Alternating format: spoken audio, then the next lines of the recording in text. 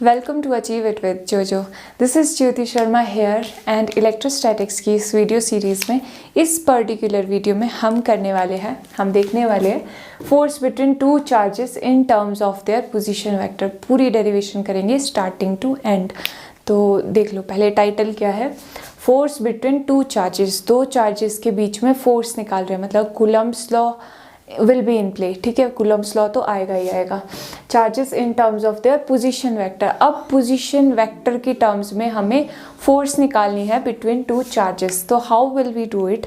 सबसे पहले let us consider, एक सिनेरियो फ्रेम कर देते हैं कि हाँ भाई, टू चार्जेस तो ले लो जिनकी बात कर रहे हैं। तो टू चार्जेस सबसे पहले हम अज्यूम कर लेते हैं Q1 एंड यहाँ पे कहीं पे Q2 है। ठीक है, अब ये पोजीशन वेक्टर की जो बात कर रहे हैं इसके बारे में थोड़ा सा डिस्कस कर लेते हैं। पोजीशन वेक्टर क्या होते हैं? देखो, अगर मैं यहाँ पे एक्स वाई जेड एक्सिस बनाऊँ, ठीक है, this is your X axis, Y axis and ये जेड एक्सिस आपकी यहाँ पे मैंने ड्रॉ कर दिया है। तो ये जो ओरिजिन से लेकर, ये ओरिजिन मान लो O बोल दिया इस पॉइंट को, इस ओरिजिन से लेकर यहाँ तक का जो पॉइंट है, यहाँ तक का जो वेक्टर बन रहा है, ये थोड़ा सा स्ट्रेट बना देना आपने, और ये दिस वन, ये जो वेक्टर है, इन वेक्टर को बोलते हैं पोजीशन वेक्टर। ये जो वेक्टर है यहाँ पे, ये पोजीशन वेक्टर है। इस वेक्टर को आप नाम दे सकते हो R, जैसे ये Q1 का चार्ज 1 का वेक्टर है तो R1 वेक्टर दे दो, और ये पोजीशन वेक्टर है आपका वेक्टर। ठीक है, किस वेक्टर मतलब इसका कुछ मैग्नीट्यूड भी है, कुछ डायरेक्शन भी है।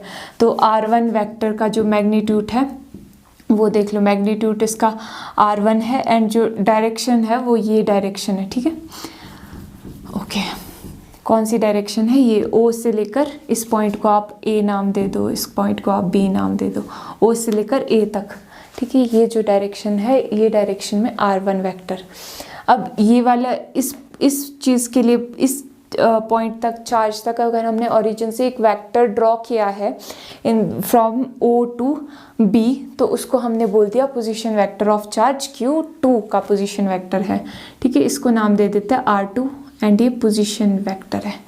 ठीक है, ये है आपका पोजीशन वेक्टर। ठीक है, मतलब अगर ओरिजिन से हम किसी भी पॉइंट तक कोई भी वेक्टर ड्रॉ करते हैं तो उसको हम बोलते हैं पोजीशन वेक्टर उस पर्टिकुलर चार्ज का।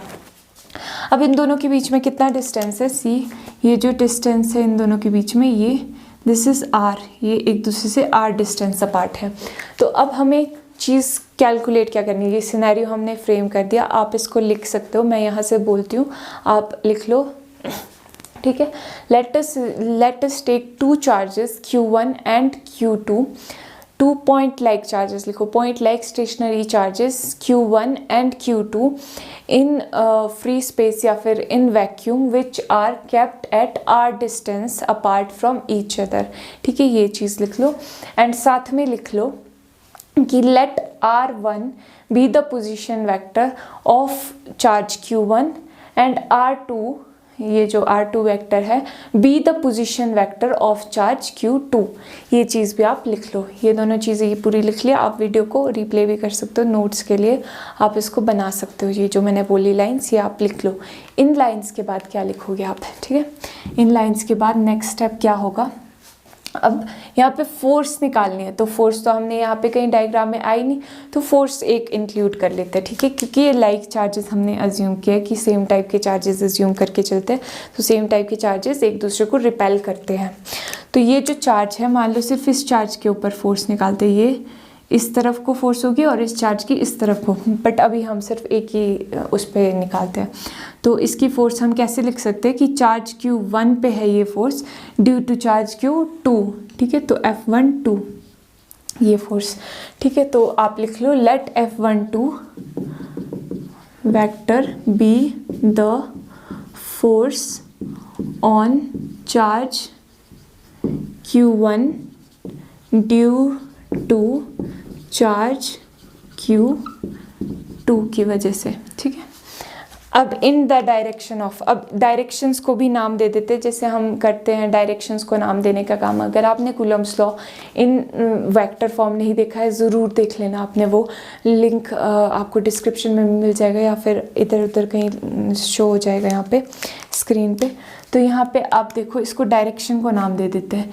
ये जो 2 से लेकर 1 की तरफ आ रही है ना, ये चार्ज 2 से लेकर 1 की तरफ, इस डायरेक्शन को 2 1 नाम दे देते हैं, ठीक है। तो डायरेक्शन है तो यूनिट वेक्टर आएगा, ठीक है। डायरेक्शन है तो यूनिट कैप आएगा, जहाँ पे भी यूनिट वेक्टर है वहाँ पे मतलब डायरेक्शन शो कर रहे हैं। तो 2 से लेकर 1, चार्ज 2 से लेकर 1 की डायरेक्शन में R21 हमने नाम दे दिया। तो इस लाइन को कंप्लीट कर देते हैं कि F12 जो फोर्स है on charge Q1 due to charge Q2 की वजह से जो फोर्स है, ठीक है। आगे लिख लो इन डायरेक्शन या फिर acting along direction, acting along direction या फिर acting along unit vector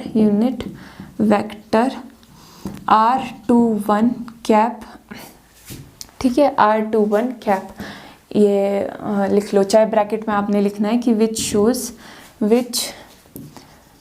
shows direction कहाँ से कहाँ तक, फ्रॉम चार्ज Q2 से charge Q1, charge Q2 to Q1, ठीक है। 2 से 1 की तरफ जा रही है, ये चीज़ आपने लिख ली यहाँ पे। अब according to Coulomb's law in vector form, ये चीज़ क्या लिखेंगे हम, अब black pen, according to Coulomb's law in vector form, Coulomb's law in vector form. अभी तक यहाँ तक आपको ना ये जो डायग्राम बनाया ये अच्छे से समझ आ जाना चाहिए। एक बार मैं फिर से रिपीट कर देती हूँ। यहाँ पे 2 चार्जेस हमने लिए, stationary charges, point like charges हमने लिए, जिसमें के लिए हमने पोजीशन वेक्टर ड्रॉ कर दिया R1 एंड R2, ठीक है। ये दोनों एक दूसरे से R डिस्टेंस दूर है, ठीक है। अब हमने फोर्स कंसीडर की, सिर्फ चार्ज 1 के लिए कंसीडर कर रहे हैं अभी हम। चार्ज 1 के ऊपर जो फोर्स लग रही है F12 से डिनोट की, जो चार्ज 1 पे लग रही है ड्यू टू चार्ज 2, ठीक है, वो हमने डिनोट कर ली। और डायरेक्शन भी हमने देख ली, इस डायरेक्शन को का जो नाम है, कहाँ क्या नाम है इस डायरेक्शन का, 2 से लेकर 1 तक लग रही है, तो R21 यूनिट कैप, ठीक है, यूनिट जो कैप है। अब Coulomb's law in vector form हम कैसे लिखते हैं, फोर्स 1 2 तो 1/4 pi epsilon not Q1 Q2 over R², साथ में डायरेक्शन। अब डायरेक्शन कौन सी है, फोर्स 1 2 की जो डायरेक्शन है देखो कौन सी है, R21 है, तो लिख लेते हैं यहाँ पे R21, इसको ढंग से लिख लो, R21 कैप। ये चीज़ आपने डायरेक्शन भी लिख ली। नाउ डू वन थिंग कि multiply and divide this by R से मल्टीप्लाई करो एंड R से ही डिवाइड कर दो, ठीक है। तो ये क्या चीज़ आ जाएगी, 1/4 pi epsilon not Q1 Q2 over R, base same है तो पावर क्या हो जाएगी, ऐड 2 + 1 इज 3R³ इनटू ये क्या आ जाएगा, R21 यूनिट कैप। इसको एक इक्वेशन दे दो, इक्वेशन नंबर 1 इसको नाम दे देते हैं हम, ठीक है। अब आगे सिंप्लीफाई करते हैं, पहले ये रब कर लेते हैं। अब हमने यहाँ पे ये एक्सप्रेशन लिख करके छोड़ दिया, इक्वेशन 1 नाम दे दिया। अब हमें फिगर आउट करना है कि ये चीज़ क्या, इसकी वैल्यू क्या हो सकती है, ये जो R है एंड R21 की वैल्यू क्या है, ये कैसे फिगर आउट करेंगे।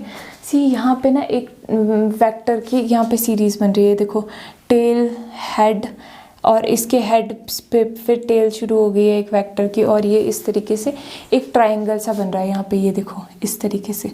तो हम यहाँ पे triangle law of vector addition लगा सकते हैं। Triangle law of vector addition कैसे काम करता है कि अगर 3 वेक्टर्स आपके आपस में इस तरीके से हैं, ठीक है, इस तरीके से, तो जो रिजल्टेंट वेक्टर होता है, ये जो रिजल्टेंट है वेक्टर, वो इन दोनों के सम के इक्वल होगा। इस ए वेक्टर मान लो और ये बी वेक्टर, ए वेक्टर प्लस बी वेक्टर के सम के इक्वल होगा। और ये कैसे डिसाइड करेंगे कि कौन सा रिजल्टेंट वेक्टर है, सिंपल यहाँ पे देख लो, जहाँ पे टेल से टेल कनेक्ट हो रही है, ठीक है, और यहाँ पे हेड, मतलब यहाँ पे अपोजिट डायरेक्शन में ये काम कर रहा है। यहाँ पे टेल, जहाँ पे टेल से टेल कनेक्ट कर रही है, हेड से हेड कनेक्ट कर रहा है, वो आपका रिजल्टेंट वेक्टर है, ठीक है। यहाँ पे टेल से टेल नहीं कनेक्ट कर रही है, यहाँ पे तो हेड से टेल कनेक्ट कर रहा है। ये वेक्टर का हेड होता है, ये वेक्टर की टेल होती है, ठीक है। यहाँ पे टेल से टेल कर रहा है, यहाँ पे हेड टेल कर रहा है, यहाँ पे टेल टेल कर रहा है, सॉरी हेड हेड कर रहा है, यहाँ पे टेल टेल हेड हेड, मतलब ये वाला वेक्टर रिजल्टेंट वेक्टर है। इस केस में देखो, यहाँ पे देखो ये टेल टेल हो रही है और यहाँ पे ये हेड हेड हो रहा है, ये देखो, इसको अगर आप ऐसे एक्सटेंड करके देखोगे तो ये यहाँ पे ये है, ये देखो हेड हेड और टेल टेल, ऐसी सी सिचुएशन। मतलब ये वाला जो वेक्टर है, ये वेक्टर हमारा रिजल्टेंट वेक्टर है। इसको लिख लेते हैं, ये रिजल्टेंट वेक्टर क्या है, ओ ए नाम है इसका, ओ ए वेक्टर, हमने इसमें ओ ए नाम दिया है। और ये किसके इक्वल होगा, इसके इक्वल एंड इसके equal, O B vector plus B A vector, B A, इसको ए बी मत लिख देना, मतलब सबसे पहले वो चीज़ लिखनी है जहाँ पे इसका ये आपकी टेल से स्टार्ट, टेल से हेड की तरफ जाते हैं हम, ठीक है, यहाँ से इस डायरेक्शन में जाते, तो बी ए लिखना है, ठीक है, बी ए वेक्टर। ओके, तो ये from triangle law of vector addition, ये चीज़ लिख लो, from triangle law of vector addition we get this thing, ठीक है। अब यहाँ पे ओ ए क्या है वो आप पुट कर लो, O A is this thing, R1 vector है ये, ओ ए R1 वेक्टर,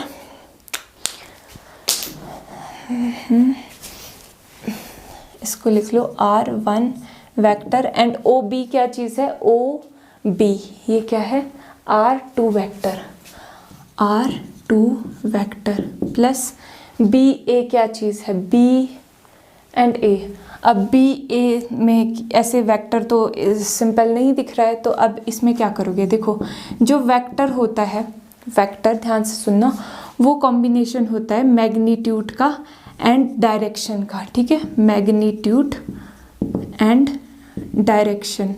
तो मैग्नीट्यूड यहाँ पे कुछ दिख रही है, यहाँ पे देखो ये दोनों आर डिस्टेंस पे, तो डिस्टेंस यानी कि मैग्नीट्यूड आ गया, ठीक है। डायरेक्शन कौन सी है, डायरेक्शन भी लिखी हुई है R21, है ना।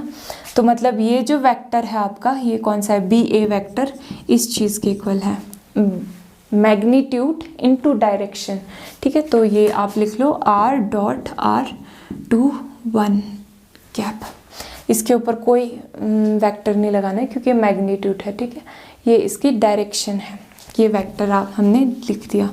अब हमें यहाँ पे triangle law of vector addition तो हमने लिख लिया, पर हमें चाहिए क्या था यहाँ से, ये R इंटू R21, ये दिस थिंग, ये चीज़ हमें चाहिए। तो R इंटू R21 इसी साइड में रहने देते, ये दूसरी तरफ ले जाते तो माइनस का हो जाएगा, माइनस R2। तो ये चीज़ हमारे पास आ गई, क्या आ गई, R21 वेक्टर आ गया हमारे पास, R1 vector minus R2 vector के, ठीक है। तो इसको इक्वेशन 2 नाम दे दो, और साथ में R भी चाहिए, R आप लिख सकते हो। R यहाँ पे क्या चीज़ है, R देखो यहाँ पे ये जो R है ये है डिस्टेंस बिटवीन 2 पॉइंट्स, कौन कौन सा पॉइंट, ये पॉइंट एंड ये पॉइंट। और अगर पोजीशन वेक्टर की टर्म में बोले तो ये R1 एंड R2 के बीच का, तो मतलब पहले फाइनल लिखते हैं, फाइनल वाला जो वेक्टर है माइनस R2 वेक्टर, और ये तो पोजीशन वेक्टर है, पर यहाँ पे R क्या है, मैग्नीट्यूड है, तो ये यहाँ पे हम मैग्नीट्यूड इस तरीके से लिख देंगे। तो इसको इक्वेशन नंबर 3 डाल दो। तो अब ये इक्वेशन 2 एंड इक्वेशन 3 हमने यहाँ पे ट्राइंगल ऑफ वेक्टर एडिशन लगा करके ये चीज़ फाइंड आउट कर ली है, और यहाँ पे R की वैल्यू हमने फाइंड आउट कर दिया थ्रू फिगर से देख के करके फाइंड आउट कर लिया। यहाँ पे भी आप देखोगे ये चीज़ दूसरी तरफ चली जाएगी, नीचे चली जाएगी, और इसका अगर आप मैग्नीट्यूड लोगे तो यूनिट वेक्टर का जो मैग्नीट्यूड होता है वो 1 आ जाएगा, तो डिवाइड में 1 आ जाएगा, ठीक है। अगर आप इससे भी देखना चाहो तो वैसे भी कर सकते हो, नहीं तो वैसे यहाँ पे फिगर से आपको आसान होगा, ठीक है। तो हमने ये R की वैल्यू लिख दी है, तो R की वैल्यू यहाँ पे पुट कर देंगे एंड R इंटू R21 यहाँ पे पुट कर देते हैं, ठीक है। Let's do this thing. अब देखो क्या आता है हमारे पास रिजल्ट, F12 क्या आ गया, ये चीज़ करके वैल्यूज़ पुट करो, 1/4πε0 Q1 Q2 ओवर में लिख दो। अब आप ये चीज़ कहाँ है, R का cube, R is this one, R1 minus R2 और इसके मैग्नीट्यूड का क्यूब, ये चीज़ लिख दी, एंड ये चीज़ भी रिप्लेस कर दो इससे, ठीक है। R1 minus R1 vector minus R2 vector, ठीक है, ये चीज़ हमने यहाँ पे लिख ली। And this is the force between 2 charges in term of their position vector. Position vector की फॉर्म में हमने ये सारी चीज़ लिखती है। ये देख लो, ये सिंपल था। तो इसमें हमने क्या किया, सबसे पहले दिस इज़ योर आंसर जो भी हमने निकालनी थी, force between two charges in terms of their position vector. यहाँ पे ये R1 R2 ये सारी चीज़ें ये पोजीशन वेक्टर है। सबसे पहले हमने शुरुआत कहाँ से की, शुरुआत हमने की सबसे पहले सिनेरियो बना दिया, क्रिएट कर दिया कि let us assume 2 point like stationary charges हमने ले लिए Q1 Q2 और उसको at a distance R1 vector from the origin, मतलब इसके कॉरेस्पॉन्डिंग जो पोजीशन वेक्टर है वो R1 ले लिया, इसके कॉरेस्पॉन्डिंग R2 ले लिया और इन दोनों के जो बीच का डिस्टेंस था वो R था। ठीक है, फिर हमने फोर्स देखनी थी, मेजर काम क्या था, फोर्स देखनी थी। पोजीशन वेक्टर तो हमने ले लिए थे, अब फोर्स देखते हैं। फोर्स के लिए Q1 से जो Q1 एक्सपीरियंस कर रहा है वो क्या F12 है। ठीक है, F1 force on 1 due to charge 2, तो वो हमने F12 से लिख लिया, ये चीज़ हो गई। देन F12 को हमने यहाँ पे Coulomb's law in vector form की मदद से लिख दिया, जो कि क्या आया 1/4 पाई एप्सिलॉन नॉट। अब अपनी नोटबुक में जो नोट्स बना रहे हो साथ में उसमें भी देख सकते हो 1/4 pi epsilon not Q1 Q2 over R², साथ में multiplied by this direction R21 cap, ये चीज़ आ गई। फिर हमने उसको मल्टीप्लाई एंड डिवाइड कर दिया R से। ठीक है, टू सिंप्लीफाई, इसको सिंप्लीफाई करने के लिए, क्योंकि अभी देखो यहाँ पे हमें ये चीज़ यहाँ पे दिखाई दे रही है, वेक्टर लॉ का यूज़ करेंगे हम। यहाँ पे एक ट्राइंगल बन रहा है तो हम vector triangle law of vector addition लगाएंगे, जिसमें ये resultant vector is equal to sum of other two vectors होता है। ये resultant vector R1 vector is equal to R2 vector plus this vector. ये वेक्टर कैसे लिखेंगे, क्योंकि ये अलग अलग से लिखा हुआ है, मैग्नीट्यूड अलग से लिखा हुआ है, डायरेक्शन अलग से लिखा हुआ है, तो हम लिखेंगे मैग्नीट्यूड इंटू डायरेक्शन, मतलब R इंटू R21 कैप, ये चीज़ आ गई। फिर वहाँ से हमने R इंटू R21 कैप निकाल दिया, जो कि हमारी उस इक्वेशन में रिक्वायर्ड था। वो चीज़ हमने लिख दी, ये चीज़ आ रही है। क्या चीज़ आ रही थी, R1 माइनस R2 आ रही थी। ठीक है, वो हमने लिख दी। एंड नेक्स्ट R की वैल्यू भी हमें पुट करनी थी वहाँ पे, क्योंकि हर चीज़ को हम पोजीशन वेक्टर की टर्म में लिख रहे हैं। जहाँ जहाँ पे भी R है या R12 है उसको हमने पोजीशन वेक्टर से रिप्लेस कर लेना है। तो R को भी हम पोजीशन वेक्टर से रिप्लेस करेंगे।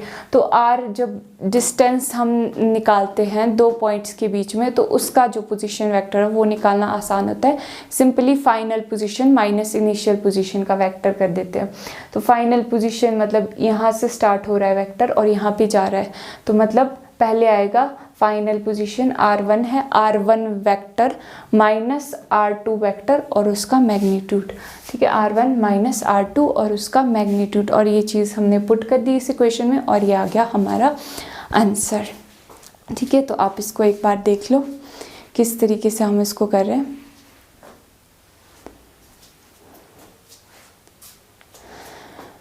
ओके, तो इस वीडियो के लिए इतना ही करें कि इसको F21 के लिए भी निकाल लेते हैं। सिमिलरली F21 के लिए आप कैसे लिखोगे, F21 के लिए 1/4 pi epsilon not Q1 Q2 over, अब देखो 1 2 यहाँ पे 1 2 इसी ऑर्डर में था, तो यहाँ पे R2 इसके लिए भी इसी ऑर्डर में लिख देते हैं, R2 minus R1 vector and यहाँ पे भी R2 माइनस R1 वेक्टर, इसका क्यूब। यहाँ पे ये मैग्नीट्यूड है, यहाँ पे ये मैग्नीट्यूड नहीं है, ये ब्रैकेट है। ठीक है, तो ये चीज़ आप देख लो, ये चीज़ आ गई हमारी आंसर। होपफुली इस वीडियो में जो भी चीज़ें आपको बताई है वो आपको समझ आई होगी। आपको अगर अच्छी लगी वीडियो तो ज़रूर लाइक करें, अपने दोस्तों के साथ शेयर करें, अपने क्लासमेट्स के साथ, अपने फ्रेंड्स के साथ, जिसको भी इस वीडियो की नीड आपको लग रही है उनको ज़रूर शेयर करें। एंड कमेंट्स में ज़रूर बताएं कैसी लगी वीडियो। तब तक के लिए नेक्स्ट वीडियो के लिए कीप लर्निंग, कीप एंजॉइंग।